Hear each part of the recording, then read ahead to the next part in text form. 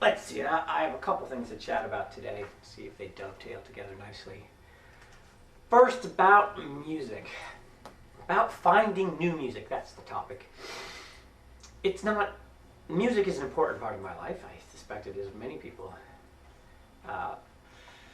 And it's not that frequent in my life now that I find new music that really moves me, that really gets me. There's a lot of old music that I've liked for a long time that still can do that for me, and I still really enjoy stuff all the time. Like, I really like music constantly. There's always some song that I like, but to really say this is a tremendous piece as a whole, it doesn't happen all that often for me anymore. It used to happen a lot more.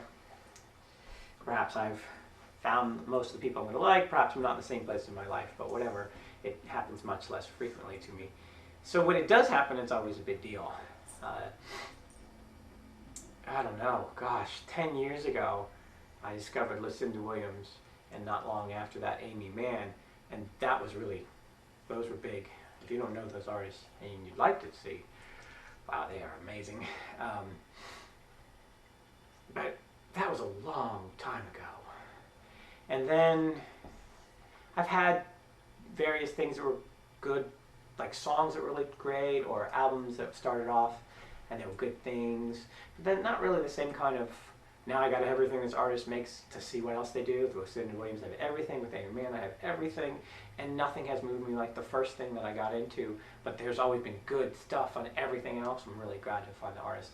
So I think I have a new one, and it's been a long time. And I will probably buy a next one from him and then see what happens next.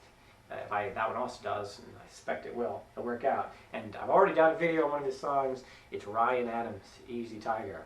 This is an amazing album. You know, I actually have to say I started off prejudiced against Ryan Adams because he seems like such a dick. Such an idiot dick, too, from the little bit of publicity about him I knew. This is what I knew that made me feel this way. There was a record reviewer who had panned one of his songs or one of his albums, and he called that guy's house and left him a message, drunken message, saying, "What's your fucking problem? I know it's not the music, because the music's great. You got a problem with me?" It seemed like such a total dick thing to do that I wasn't very interested in pursuing him. But then I started hearing that song too on the radio or on TV or somewhere, and I immediately loved it. Like the first time I ever heard it, I thought, oh, that's nice, and couldn't deny it. Even if it's Ryan Adams or not, I was like, oh, that's pretty cool. I guess he's really got something.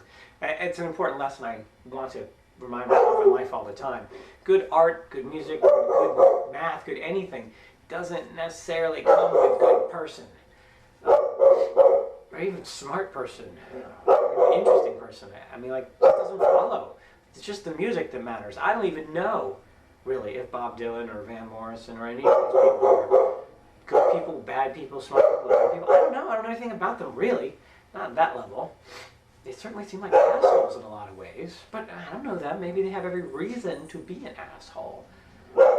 Can't imagine what it would be like to be them. In any case,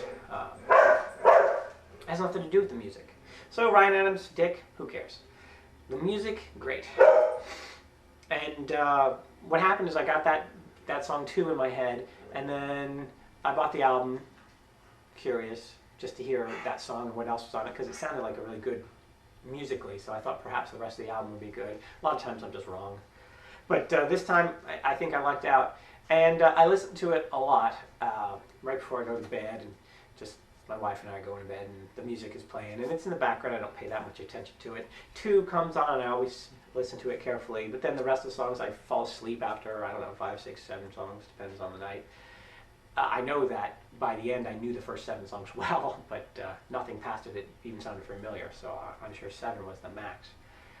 I listened to it forever, and 2 was the only song that really stuck out. Halloween Head is another song that was kind of catchy, and the lyrics, Halloween Head, say over and over and over again, Halloween Head, and that I at least noticed, though I didn't think it was particularly good. And then some magazine said it was the best song of the year or something along those lines. I was like, what, Halloween Head? What are you talking about? At least say 2.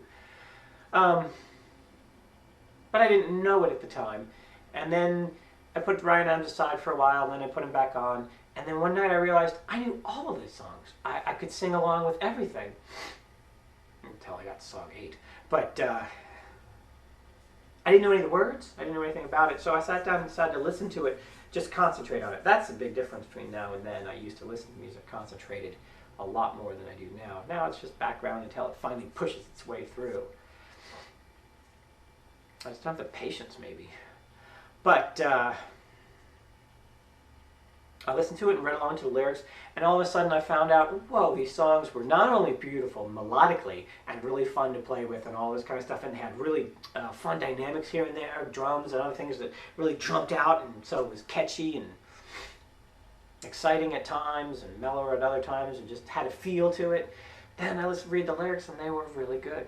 They weren't stupid as hell. They weren't really obnoxious. I like the White Stripes, but my favorite song by them is the only one that I don't think is just a little bit obnoxious, really. So he again could be, Jack White could be a totally decent guy, but his writing tone is obnoxious. So I always have a little bit of a problem with him, except for You and I Will Always Be Friends. That's about as nice a song as can be. Going to be friends. So I read along these lyrics and I found out that they're not dumb. I don't want to quote lyrics and make an argument based on poetry, because it's not poetry, it's songwriting, and so it has to go with the music and it has to go with the melody. I think some of the subject matter is interesting enough that, I don't know, it's just, you read the lyrics and you know what he's sort of getting at, you have a feeling about what he's saying, but a lot of it's pretty elusive, and it takes a couple reads and a couple feels to really get even a good sense in a way. I think. Maybe some people just understand immediately everything he's saying, but for me it's more of a kind of penetrating through what he's saying. There's a song called Tears of Gold, a real country song that was a little hard to get used to at first because it was just so in your face, Tears of Gold. But actually it's a very interesting song, and I don't know what it's really about. I have feelings about what it's about. I see images of people and what they're doing and how they're feeling, but I don't really know what it's about. There's one line in a song where he says, I got a funeral for one year I got a funeral and all I got was the receipt, something along those lines. So, I mean, this album is interesting. I wondered if his mother died recently. I don't think she did, but it just makes me keep thinking about that. There's enough interesting in the lyrics to keep me wondering, what's he talking about, what's he feeling, and even so, regardless of what I'm thinking, really having an emotional impact. So I don't know what he's singing about, but I'm moved.